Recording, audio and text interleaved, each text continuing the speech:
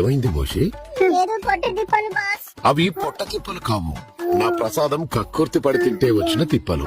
అయ్యో సరే బాస్, అయినా మీరు అంత సీరియస్ గా మొబైల్ ఏం చూస్తున్నారు? నా భక్తులకి ఇంటర్నెట్ లో ఒక సందేశం ఇవ్వడానికి మంచి డిజిటల్ మార్కెటింగ్ కంపెనీ కోసం వెతుకుతున్నా. ఓ అయితే టార్గెట్ డిజిటల్ నెట్వర్క్ ఉంది కదా బాస్.